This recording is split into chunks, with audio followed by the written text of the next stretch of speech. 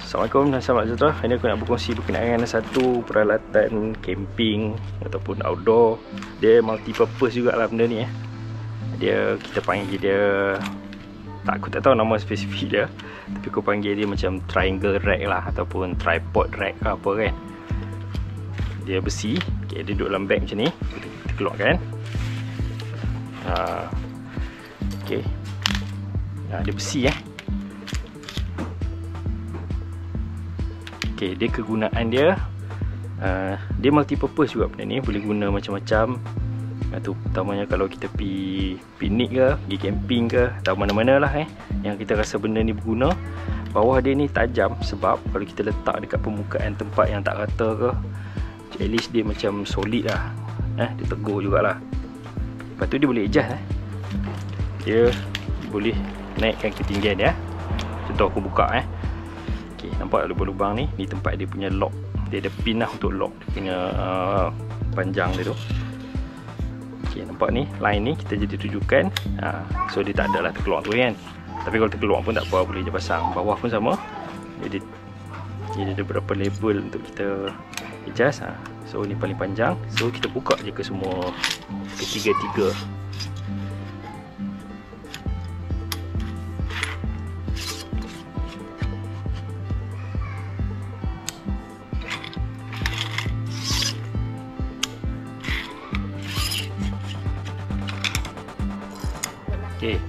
Lepas tu so kita dah boleh pop. Dia tak ada pasang apa-apa, cuma buka je kaki dia pergi tinggi, then buka dia pergi habis, letak je macam tu. So dekat sini dia dah ada macam dia punya lock lah. So yang ini adalah dia punya rantai untuk kita nak gantung apa-apa. Kita katalah kita nak pergi camping kan, kita nak masak ayak ke, kita nak masak makanan dalam kita punya periuk ke apa kan. So kita boleh hook je, gantung je periuk kat sini. Bawah ni mungkin unggun api. So kita boleh masak ayak, macam-macam lah, nak masak apa-apa kan, kita boleh gantung kat sini. Periuk apa kita boleh gantung kat sini. Benda ni boleh adjust ni, boleh adjust tarik lagi ikut pada kita punya penggunaan kita lah. Kita nak panjang mana kan, panjang ni dulu, sampai mana pun kita mahu pun boleh.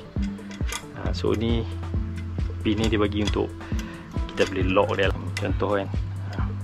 So boleh gantung apa-apa. Dia besi, so kalau kita guna untuk nak memasak apa-apa kan, panas ke, benda ni tahan lah. Dia multi purpose, boleh guna macam-macam. Contohnya macam ni. So kita boleh letak makanan ke kan. So ada 3 level. Saiz dia pun agak besar.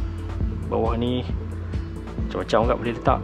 So ni level yang atas dia, dan yang ni yang kecil lah. Antaranya macam makanan ke, pinggan, mangkuk yang kita dah pergi camping, kita cuci basah-basah, kadang-kadang tak ada lap pun, sudu kan pun. Jadi kita letak je dekat sini, at least kalau tengah panas tu dia akan kering. So kalau boleh basah pun benda tu akan menitik, dan dia akan tak ada lap takung kan. So benda ni boleh adjust lah, ikut nak rendah lagi ke apa ke kan.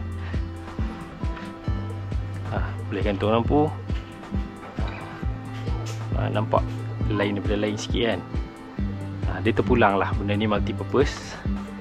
Jadi apa boleh tengok lah, aku sharekan link dekat bawah ni tak banyak sangat orang guna, tapi aku selalu jugalah guna, kadang-kadang bawa, kadang tak bawa. Macam ni je saya dah. Okay guys, sampai di sini dulu perkongsian aku. Assalamualaikum, bye bye.